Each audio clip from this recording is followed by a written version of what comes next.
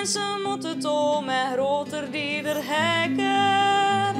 Kijk alles wat ik wensen kan, iemand die optrekkers. Dat is haar taal. De beulen ervoor. Hey, goed. Die is er. Hallo Anne. Bij een dorp aan het kanaal. Heeft roedrug.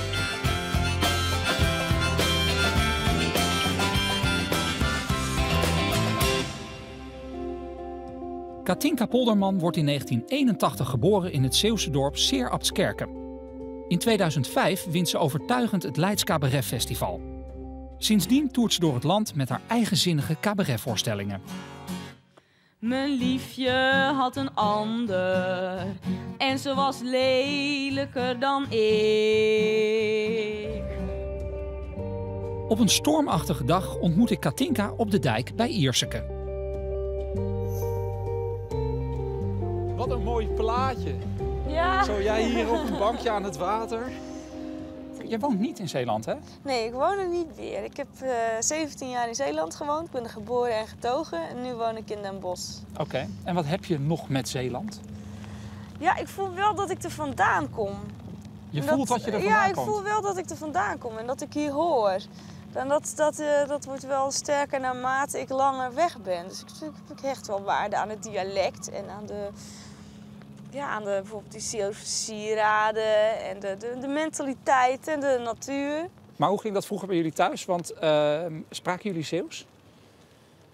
Nou, mijn vader en moeder die spreken onderling Zeeuws met elkaar. Nog steeds? Nog steeds. Mijn vader spreekt Zeeuws tegen mijn broertje en mij. Want die spreekt eigenlijk alleen maar Zeeuws. En de rest van de familie spreekt Nederlands tegen de kinderen.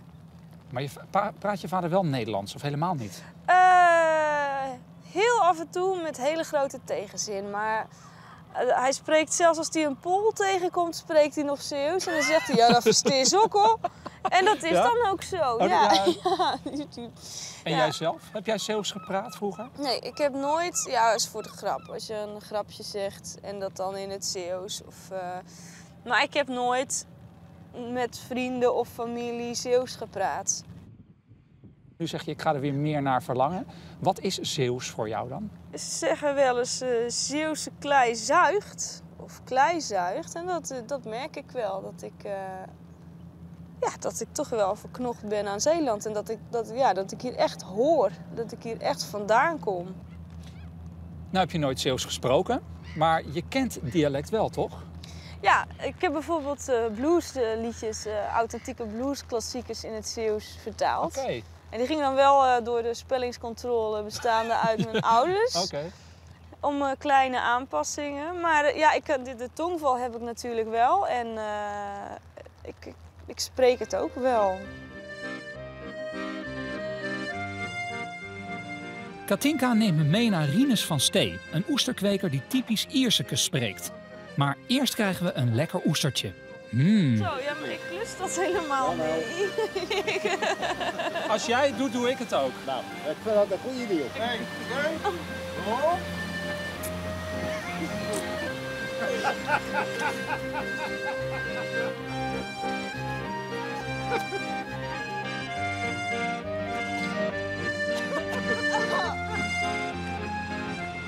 Hoe klinkt het Iersekes?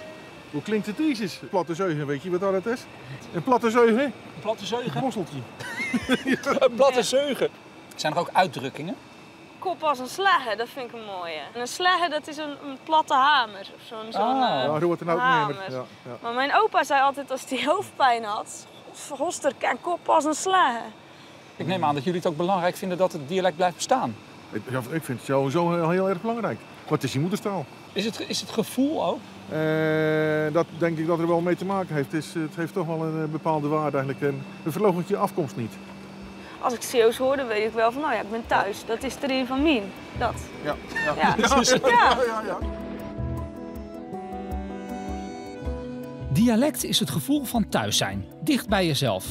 Daarom kun je je emoties goed uiten in die taal. Erg belangrijk als je een lied of een gedicht wilt schrijven.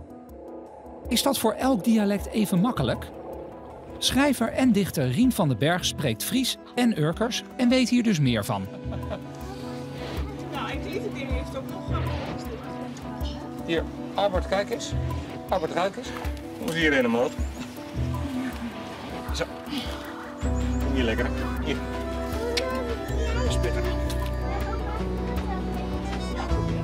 Rien, ik hoor hier allemaal woorden. Ik hoor heid, mem. Nou weet ik dat is in het Fries. Papa, mama. Papa en mama. Maar ik hoor je ook zeggen moot. Moot. Wat is moot? Maat?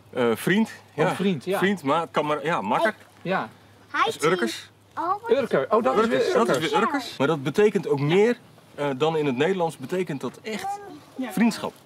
Ja, maar als je mekaars maat bent, dan kan het niet meer stuk. En ik hoor ook lekkere. Ja, lekkere. Dat is ook Dat zo. hoor ik jou zeggen. Jij zegt lekkere. Ik denk, nou, heeft ze nou tegen mij? Ken je net. Nee, wat is lekkere dan? Ja, dat is... Lekker opeten. Nou ja, Koos naam voor lekkere lieve schat, denk ik. Zoiets? Ja. In het Nederlands is dat een soort Lekker bijna ding, plat. bijna erotiserend Ja. woord, zeg maar. Ja. Dat heeft het in het Urkers totaal niet. Als ik tegen Jacqueline lekkere zeg, dan betekent dat echt wat ben je toch eigenlijk een leuk mens. Wat praten jullie dan nu eigenlijk hier thuis? Want ik hoor Nederlands, ik hoor Friese invloeden en ik hoor Urkers. Ja, dat loopt allemaal door elkaar hier. Ja? Dat is een prettig zootje. Maar snapt dat kleine prettige zootje dan ook een beetje wat jullie daarmee bedoelen? Wanneer ze wat... Ja. Ja? Ja. Mooi hè? Ja, je geniet daar echt van, Ja, hè? ik vind, taal is zoiets moois. Maar ben je er ook heel bewust mee bezig om die taalinvloeden allemaal gewoon ook hier in het gezin levend te houden? Zeg maar? Nee, dat gebeurt dat gewoon. niet. Stel je wordt boos op een van de kids. Wat dan? Schakel je dan in een andere taal over of niet? Ja, soms. En ik weet niet wat dat zegt over het Fries, maar dat is dan vaak Fries. Nou ja, dat heeft natuurlijk met de emotie te maken. Ja. Ja, dan is het vaak... Het Fries heeft een heel lekker woord voor oprot. Wat dan? Opdonderen. Opdonderen. Opdonderen. Dat is echt van... En nou ben ik jullie echt spuugzat. Wegwezen. Uit mijn buurt. Ja. Rien gebruikt thuis dus alles door elkaar en vooral Fries als hij boos is. Maar wat doet hij als hij een gedicht schrijft en dus zijn gevoel wil laten spreken? Wat is de taal van zijn diepste emoties? Als ik echt emotioneel heel dicht bij mezelf wil komen, dan gaat het dus door een gedicht te schrijven. Echt, mijn eerste taal is natuurlijk toch Nederlands. Mm-hmm. Maar als ik bepaalde dingen wil zeggen, dan moet ik ze echt in het Urkers zeggen. Ja? Ja. Als ik je zie komen, een zonnelicht in je ogen, dat ik dan koud word en warm tegelijk. Weet je dat wel? Als men al voorzichtig over je lichaam loopt en dat die dan verdwaalt en thuis komt tegelijk. Weet je dat wel? Als ik je zie weggaan met tegenzin. Nog een poes. Nog een poes. Dat ik dan vol ben, vol van jou. En tegelijk nog maar voor de helft bestaan. Weet je dat wel? Weet je dat wel? En als je dat al weet, vind je het dan goed dat ik het nog een keer vertel.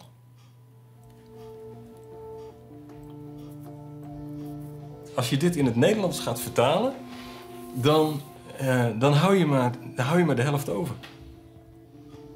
Dan hou je niet dat over waarom ik het gedicht geschreven heb. En dat waarom ik het gedicht geschreven heb, dat hangt aan het dialect. Het hangt echt aan het Urkers.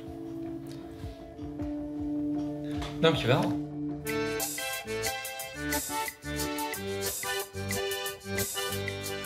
Katinka zingt meestal niet in het Zeeuws, maar in het Nederlands. Kan ze daar beter haar gevoelens in kwijt? Ik loop samen met haar op de markt in Goes op jacht naar het echte Zeeuws. Ken je zelf eigenlijk nog zo'n uitdrukking? Een Zeeuwse uitdrukking? Een Zeeuwse uitdrukking? Nou, ik vind zelf de uitdrukking van... Oh jong, het is geen terfhoest. Die vind ik heel mooi. Het is geen? Het is geen terfhoest. Dus het is geen Terfhoest. tarweoogst. Tarweoogst.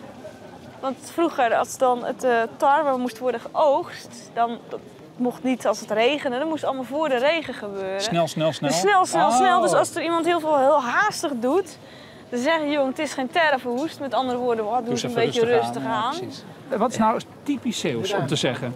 Ja, je kan natuurlijk ook zeggen, kijk, op een gegeven moment, kijk, de kacheltjes lopen op een dik. Sorry? De kacheltjes lopen op een dik. De kacheltjes lopen op een dik. Op de dik. Op de dik. Ja. De schapen lopen op de dijk. Ja, Nee, zo is bijna. het. Ja. Veulentjes. Oh, De veulentjes. De Oh, de veulentjes. Ja, veulentjes. hey. Kacheltjes. Ik ben nu wel benieuwd naar een blues in het Zeeuws. Was zat ik in een trein en proppen wat me een Amsterdamse vent. Je hoort het al mij over mensen van tv die hadden kent. Ik zeg goed voor jou, maar luister nu, want ik heb ook iets lekkers. Ik heb toch een streepje voor op jou, mijn maat die hij al trekkers. Ze rooien peeën van het land, lossen zijn vrachtjes aan. Ze zullen water niet te hard te rijden voor in dorp. Voor de mensen moeten toch met groter die er hekken. Kijk alles wat ik wensen kan, mijn maats die al trekkers. Mijn maats die het trekkers. Mijn maats die al trekkers. Al mijn vrienden hebben een trekker. Ja. Ja. Je zingt nu in het Zeeuws. Ja. Dat doe je normaal gesproken niet. Nee, normaal gesproken zing ik in het Nederlands. Waarom? Waarom zing je nooit in het Zeeuws dan? Nederlands ligt voor mij meer voor de hand. Omdat dat de taal is waarin ik spreek, waarin ik me uitdruk. En waarom dan nu toch in het Zeeuws? Omdat bleek dat die bluesnummers zich heel goed laten vertalen in het Zeeuws. Het past heel goed, want die blues, die oude bluesklassiekers, die Mississippi blues, dat is echt van de arme negers die allemaal net uit die plantages kwamen of er nog op zaten. Dus er zit heel veel slang in, heel veel spreektaal. En het dialect is natuurlijk ook bij uitstek een spreektaal. Dus dat liet zich heel makkelijk vertalen. Hoe vertaalt zich dat dan? Want zijn de woorden die je in het Zeeuws hebt ook zo 1 op 1 te vertalen dan? Nee, dat niet. Het is sowieso dat ik wel eens een klein omweggetje moet nemen. Omdat je van Engels naar Nederlands toe ook al moeilijk zit. Ja. Maar in de blues gaat het ook heel veel over mijn schat of mijn lieverd. En in het Zeeuws, je kan zeggen lieven, maar dan houdt het eigenlijk al gauw op. Is dat het enige lieve woordje dan? Nou, ik heb er heel lang over nagedacht. Want het is natuurlijk niet leuk om in elk liedje steeds maar lieven te zeggen. Je wilt toch synoniemen hebben. Maar er zijn in het Zeeuws honderden manieren om elkaar de huid vol te schelden. Maar als je wil zeggen van ik mag je graag, ik vind je aardig, ik vind je lief, ik hou van je. Dan kom je toch klem te zitten. Want er zijn geen woorden voor schatje, duifje, hondenponnetje, weet ik het allemaal. Nee. Nou ja, lieven. En je kan natuurlijk wel zeggen mijn lieve bolusje of zo. Maar eigenlijk zeg je daarmee dat er sowieso in het dialect weinig positieve emotie zit dan? Nou, het is de volksaard. Doe maar gewoon. Dat denk ik hoor. Ik denk dat het is doe maar gewoon en we gaan ervan uit dat we van elkaar houden. En we laten dat op andere manieren blijken dan door het de hele dag te roepen van ik hou zo van je. Katinka twijfelt tussen Nederlands en dialect. Iemand die juist helemaal voor zingen in het dialect is gegaan en er zelfs groot mee is geworden, is Benny Jolink. De Achterhoek is zijn thuis en het Achterhoeks is zijn taal. Ons eerste officiële optreden op Hemelvaartsdag 1975. Engels liedje gezongen. Op derde, vierde nummer was een blues. Heel lang blues intro. Nou, dat deden alle bands toen. En de eerste zin... Ik zat laatst te drinken op de play. En ik pesten als een idioot, maar het duurde wel een uur of 2. Ik zat laatst te drieten op de play. En drieten is schijten. Toen veerde iedereen overeind. Toen dacht ik, wacht even. Oh god, dat zo'n effect zou hebben. Dat had ik zelf eigenlijk helemaal niet verwacht. We hadden wel teksten in het Achterhoeks. Maar dat vond ik zag niet zelf amper in wat daar bijzonder aan was. Ik zei, dat doen we gewoon. Ik kwam van een kunstacademie en daar leer je dat je nooit moet naapen. Je moet oorspronkelijk zijn. Wie ben ik? Waar sta ik voor? Dat kwam uit mezelf, uit mijn gevoel. Maar ja, ook het bedenken van de naam van, zo niet zeggen, ja, doe maar normaal, dan doe je al gek genoeg. Want het moet steeds gekker toen en de glitterrock kwam op en de disco kwam op. En daar was normaal eigenlijk een protest tegen. Dus we waren 2 jaar voordat de punk bestond, speelden wij eigenlijk een soort boerenpunk. En de rest is geschiedenis.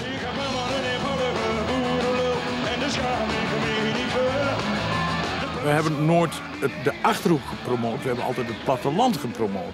Mijn beide opa's waren boer en alle jongens uit de band waren van boerenafkomst en zijn opgegroeid tussen de boeren. Dus het plattelandssfeer en leven, dat werd door ons naar voren gebracht.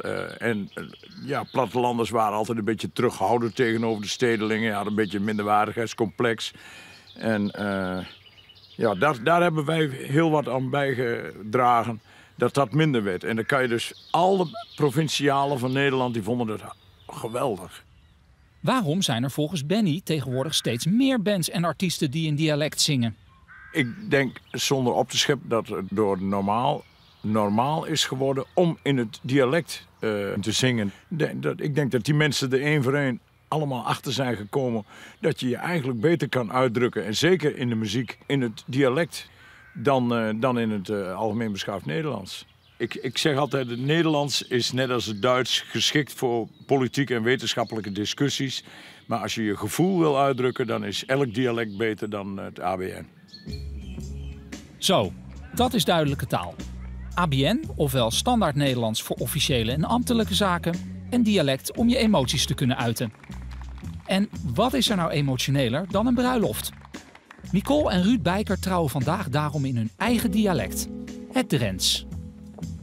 We trouwen in het Drents omdat mijn ouders mij in het Drents hebben opgevoed, ook wel Nederlandstalig. Maar gewoon, het is hun spreektaal. En dat vinden wij heel speciaal, omdat ook eens een keer wat anders dan een ander. Om het in het Drents uit te voeren. De taal zelf vinden wij mooi. En goed, als je alles bij elkaar optelt, waarom zou je het niet doen? Zo'n kans krijg je maar één keer. Toch wel een beetje gevoel van thuis. Ja. Dat we toch ook ons hele leven wonen. Ja, dan wil ik het ook zo graag. Het is wel iets wat ik heel mooi vind. Trouwambtenaar is Ans Klok. Nicole en Ruud, slim blieden dat je er bent. De bruiloft in de streektaal, dat gebeurt steeds meer. De streektaal komt steeds meer naar boven. Ook de jeugd is op het ogenblik weer bezig met de streektaal. Je moet niet vergeten dat er in Drenthe 250.000 mensen dagelijks die streektaal spreken. Als een bruidspaar dat thuis ook gewend is, dan is natuurlijk een trouwerij, een huwelijksvoltrekking in die streektaal heel warm en heel dichtbij je. Want hier zit hij dan. Tegenover de buitengewoon ambtenaar van de burgerlijke stand en met een hele schare naasten de moen. Ja, dat vind ik wel mooi. Dat een keer wat echt. Dat duurde ik anders nooit. Maar wij vinden zelf het Drents dat we gewoon hier blijven. Want anders dan is het niet echt meer, vind ik. Er moet dan wel wat blijven op platteland. Want niet alleen voor uzelf ben je er zeker van. Maar wat vinden de ouders van Ruud, de bruidegom, er eigenlijk van? Zij zijn namelijk Fries. Ja, ik vind het een hartstikke leuk idee. En natuurlijk blijven we Fries. Dat is zo en dat blijft zo. Maar dit Drentse, dat heeft het voor ons ook weer helemaal. Nou, ik vind het ook bijzonder dat Ruud het gekozen heeft zelf. Kijk, en wij kunnen onze kleinkinderen natuurlijk wel wat Friese woordjes leren natuurlijk, hè. Dat kan altijd. Beloof je getrouw alle plichten te zullen vervullen die de wet aan de huwelijkse staat heeft verbonden. Wat is daarop uw antwoord? Ja. Dan verklaar ik als buitengewoon ambtenaar van de burgerlijke stand van de gemeente Westerveld in naam der wet dat het huwelijk tussen Ruud Bijker en Nicole Noorman besloten is. Wat mij betreft, Ruud, maar uw vrouw een dikke smok geven. En dan willen wij graag hem voor klam.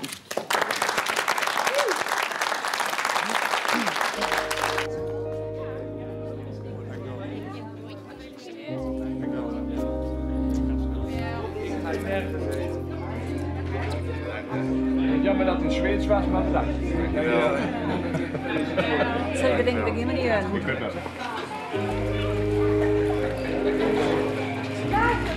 Ja.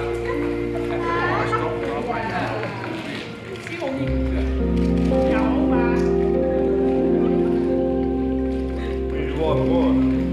Mooi.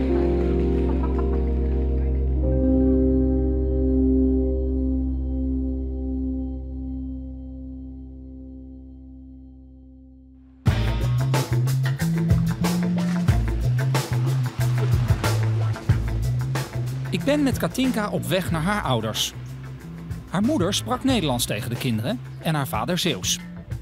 Waarom deden ze dat? En hoe was het voor Katinka om zo tussen Zeeuws en Nederlands op te groeien?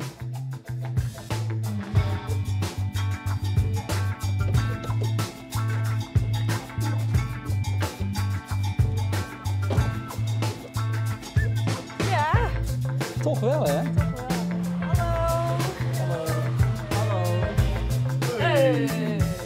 Hoe is die? Goed. Oh, just. Vader Polderman. Goede reis gehad. Dag. Ja, Jan Polderman. Johan. Want jij praat gewoon Nederlands en u praat Zeeuws. Ja. Hoe is dat dan voor u dat Katinka geen Zeeuws praat, maar Nederlands? Nee, dat maakt niet uit, want mijn zoon deed dat ook. Dat was allemaal aan de tafel zaten. Older sprak Nederlands. Ik Zeeuws ertegen. Tussen ons beiden deed hem ook in het Zeeuws. Maar zij sprak weer Nederlands tegen de kinderen. Maar had u het niet leuk gevonden als Katinka ook Zeeuws had gesproken? Nee. Nee? Nee. Dat kan je in Nederland niet meer redden natuurlijk, als je altijd Zeeuws lult. Maar als u met uw eigen dochter praat, die dan ABN praat... Ja, dat kan wel volgen, jongens. Ja, ik vind het ook niet echt een andere taal, want de volgorde van woorden blijft hetzelfde. Dus het is vrij simpel te vertalen. Maar ja, je moet de woorden kennen, maar het gevoel, wat je vader ook aangeeft, is wel anders. Ja, het is wel een andere klank. Schept dat afstand, vraag ik me dan af? Is dat een andere manier van communiceren dan wanneer Katinka ook in het Zeeuws zou praten? Nee, totaal niet. Dat ben ik zo gewend. Die praten natuurlijk van, kleins af in, Nederlands. Vinden jullie het ook belangrijk dat die taal blijft bestaan? Dat denk ik niet heel belangrijk is, want als je 3, 4 generaties verder bent, dan wil er niet een Zeeuws mee. Nee? Nee, dat geloof ik niet, hoor.